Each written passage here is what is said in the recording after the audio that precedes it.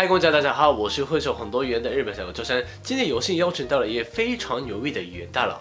我开始学习很多语言的契机之一，就是在 YouTube 上面看到他讲了很多语言，然后觉得非常厉害，我也想成为像他一样厉害，然后我就开始学习很多语言了。好几年过去了，我也现在成为一个学了不少语言的人，然后在网络上做一些语言相关的事情。今天终于获得了跟他一起聊天的机会。我也有点紧张，当然他会讲一口流利的中文。那么我们一起看一下他的语言学习的诀窍是什么呢？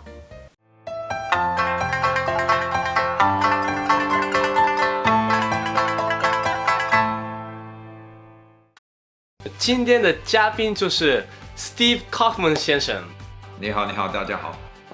可以做一些简单的自我介绍吗？我是住在加拿大温哥华，长时间是做木材生意。在开始工作的时候，7年呢之中，我是做加拿大外交官，但是离开了政府以后，我是做木材生意。但是最近呢，我是特别对那个学语言呢感觉兴趣。现在我正在学习阿拉伯语和波斯语，还有我跟我儿子我们搞了一个学语言的这个网站。أنت تتكلم اللغة العربية؟ قليلا من الصعبة ولكن كل يوم أدرس قليلا. ممتاز أنت جيد جدا. 你现在会讲多少语言？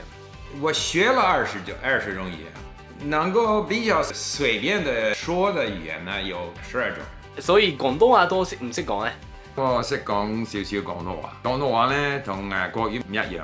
我先學國語呢，之後學廣東話。廣東話呢係加拿大學。我喺香港嘅時候呢，我係學國語嘅。返咗嚟呢度呢，3年前呢，我開始聽呢個收音機，同埋呢特別係聽呢啲新聞，因為呢啲新聞呢啲字呢同報紙上啲字呢差唔多，咁慢慢習慣咗啦，之後呢同即係啲講廣東話啲人同佢哋傾偈呢，慢慢學係咁啦。那接下來我們可以用日語講話嗎？僕の日本語はね、中国語より流暢なんですよ。なぜかというと、日本にもう9年間住んでたんですよね。すべて毎日仕事、商売の話、すべて日本語でやってたんですよ。だから日本語ね、僕にとってはやりやすいけども、さっきその中国語でずっと話してたんだから、今じゃすぐその日本語にスイッチするっていうのはね、時々問題があるんですよ。スティーブさんにとって言語学習はどんな存在ですか？そうですね、言語学習というのは各その個人が自分のためにやるわけなんですよ。それは先生のためとか他人のためじゃなくて、誰かあなたの英語が良くないとか中国語が良くないとか、それは一切関係ないんです。自分のために我々が勉強するんですよ。日本語を勉強してるその外国人でね、非常に熱心な人がいるんですよ。で、スティーブはピッチがおかしいと。ピッチのパーフェクトができるかできないか一切関係ない。自分のために言葉を勉強するわけ。翻译器那么发达，所以会讲很多语言的能力未来没有价值。有些人这么说，你怎么看这个问题？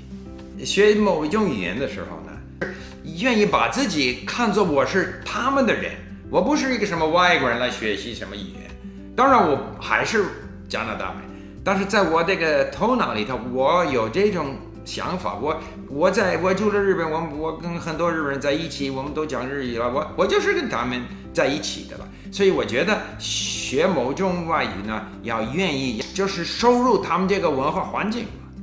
那么这个用一个什么翻译的一个什么东西不会帮助他。用对方的母语讲话的话，可以容易打开对方的心，然后我们可以更深入的沟通。如果用翻译机做的话呢，从翻译机发出来的东西不能到对方的心里去。所以作为一个语言大佬，你可不可以给大家建议？要享受，我们的大脑都会学东西，不能不学东西，要给它足够的这个刺激，经过很多的听和阅读。内容要对你有意思的东西，你愿意学，你有把握，要享受就可以了。这期节目就到这里了，如果你喜欢这内容的话，记得多点赞、给分享给学语的朋友们。好，那下期节目见，拜拜。OK， 拜拜，谢谢。谢谢。